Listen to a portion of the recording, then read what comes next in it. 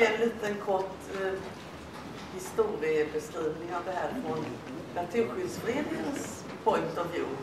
Då var det så här att det började larmas om försvarets skjutningar. Och det var...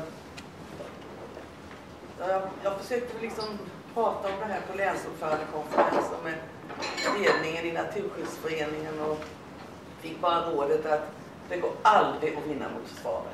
Det går aldrig, det är ingen idé att ta den striden. Men när man är som man är så håller man på. Och sen har jag har en kompis i Norge som fick det rådet när man hade väldigt svårt för barn, och då fick hon råd av läkaren att det gäller att vara tålmodig och meget flittig.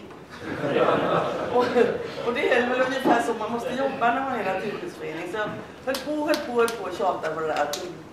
Vi måste, och till slut så fick jag lite hjälp från en av juristerna att skriva en debattartikel som handlade om det. Det var liksom...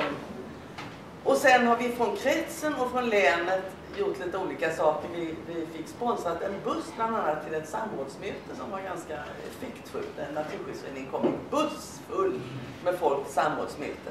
Och försvaret hade räknat med att det skulle komma kanske 30 pers, och vi var väl, jag vet inte, vad var vi, Kristen? 400 eller något sånt där. Så de fick liksom få att sitta i ett vanligt sånt här rum med sin färdiggjorda PowerPoint.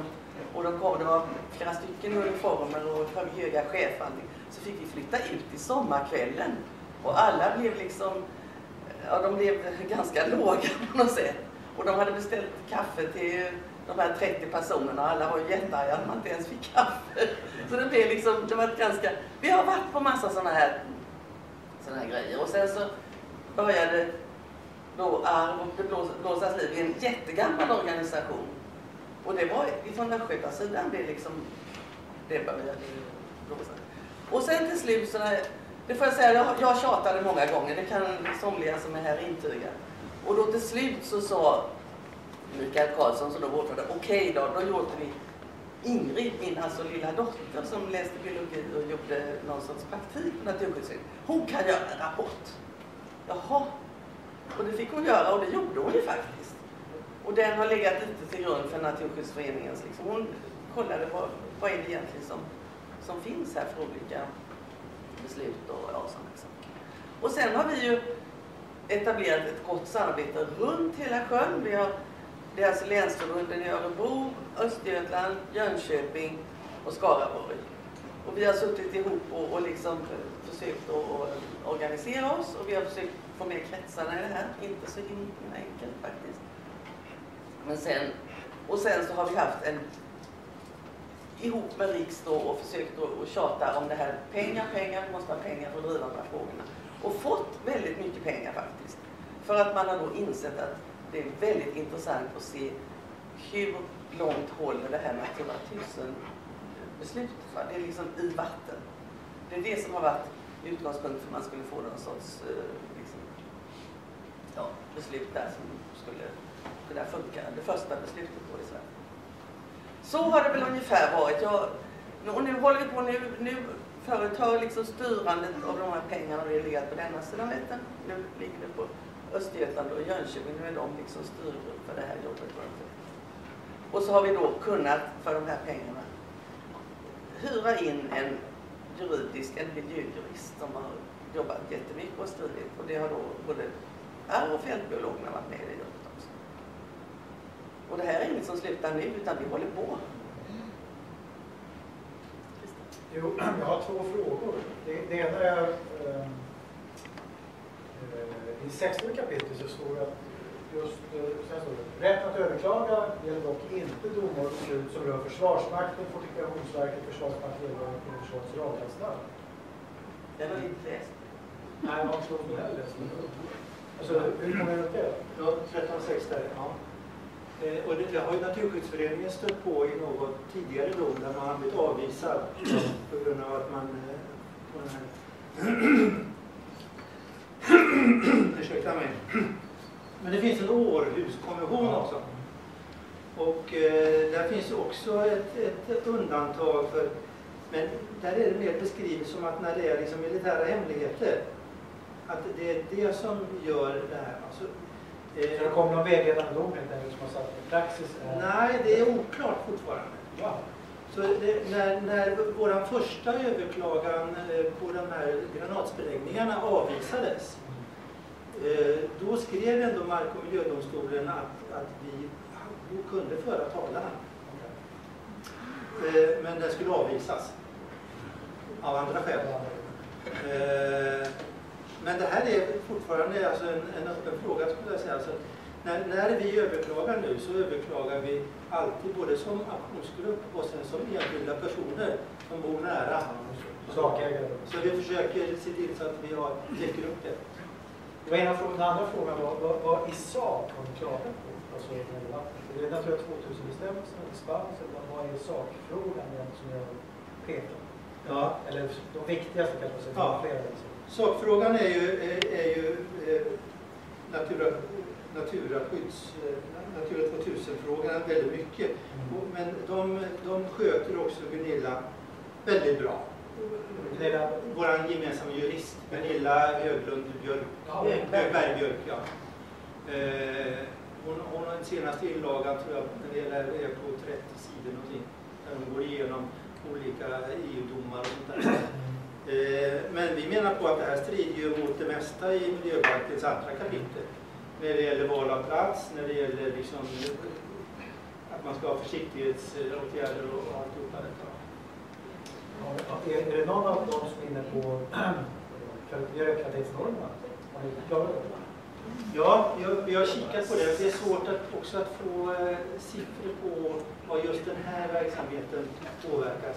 Men tänker vi som en siffra för bly som har 10%? Ja, och det har vi ju hänvisat till nu i slutet. Den här kommer ju ganska nyligen, så jag har hänvisat på det i slutet. Här. Jag kan bara säga det är inte många som känner till. Det togs upp igår, den här DC-domen. Den har vi med. Den är väldigt, väldigt skarp. Alltså. Ja. Alltså ingen myndighet får överhuvudtaget lämna en tillstånd om det riskerar att äventyra, förstår du? Ja. Man behöver inte ens bevisa, det är liksom försiktighetsprincipen i absurdum som gränsvärdesnorm här liksom så. Ja, det riskerar att inte uppnå målen 2027, eller om det riskerar att försämra statusen, då är det inte själva statusen utan de underliggande eller kvalitetsfaktorer. Ja. Men det ökar man blyhalt med 10% varje år, då kan man nog hävda att man riskerar att försämra beslut. Ja, det är det man kan hoppas på, men alltså det gäller att kunna visa på att man påverkar en statusklass. Ja, det är sökaren som ska visa att de inte gör det. Du kan påstå bara att nej, det gör ni, och sen är det sökaren som faktiskt ska motbevisa det. De ska bevisa att de inte gör det. Det är de som ska det. Det är de som har bevisföringskravet. Ja, nu är det Anders och sen är det Bengt. Var det någon mer där? WC-domen, alltså. WC. Är det utifrån vattendirektivet har man samma skrivning? Alltså.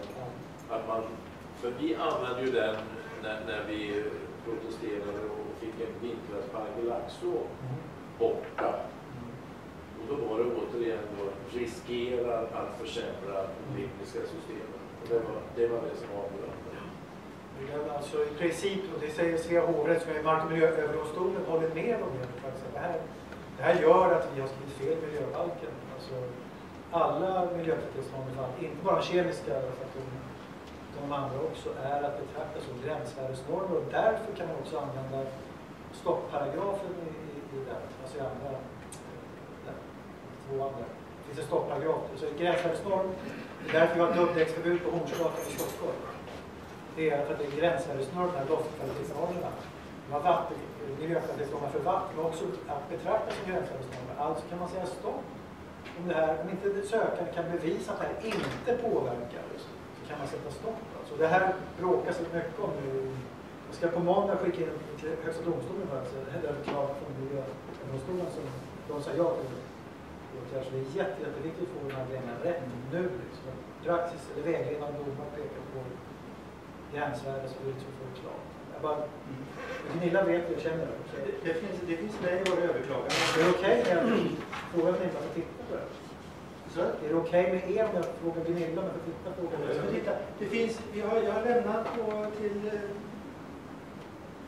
på skrivbordet där en sammanställning där av alla, inte alla, ett urval av överklaganden som går att läsa där. Jo, det som nu innebär att det är ett skarpt läge för regeringen. En riktigt het potatis. Det gör att Mark- och miljödomstolen pekar på att det tillstånd som FMV fick i november 2010, det gäller då om man skjuter brisant ammunition, så ska det vara som ett det ska ske endast i undantagsfall. Det är paragraf 11 som står i det här tillståndet. Och det som Mark- och miljödomstolen påpekar tydligt och klart är att nu är detta en regelbunden verksamhet med stora mängder brisant ammunition. Då uppfyller inte det vad som står i tillståndet. Alltså det har överskridit vad som står i tillståndet. Så det går liksom inte att komma runt det, även om Anders Hedman, chef på lokala FMV i Karlsborg, även om han kallar det för luftbrisader, det hjälper inte, man kan inte komma undan. Utan regeringen har verkligen en hel potatis.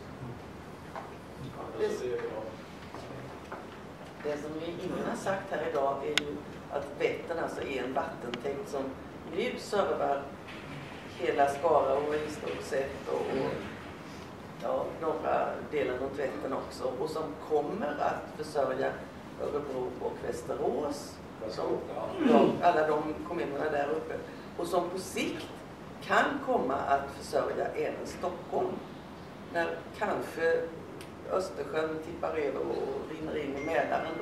Då måste man ju ha dricksvatten här också. Så att det är ju en grej, inte bara för oss här, utan det är ju faktiskt en riksangelägenhet, tycker jag. Man säger väl att just nu försörjer man ungefär 250 000 människor med dricksvatten. Om det nu bara är jag som inte vet vad den här WC-domen är, så kan vi ta det sen. Men annars kan det vara bra att förtydliga. Vad är nu den här WC-domen? Vad är det här med gräns någonting världen och vatten? Jag tar det någonting över det sen. Ja. Jag vet inte vad riktigt, jag har ingen klocka på mig. Så. Vad är hon? 10-10. Hon är 10. 10. Då får vi nästan runda av och börja klä på oss kläder, för vi ska hålla tiderna upp i dalgången också. Så kan vi väl ta det här när vi återsamlas efter lunchen kanske. För vi ska ha någonting att prata om när det är sammanfattningen. Jag vet inte om du vill säga något, Malin, om faktiska saker.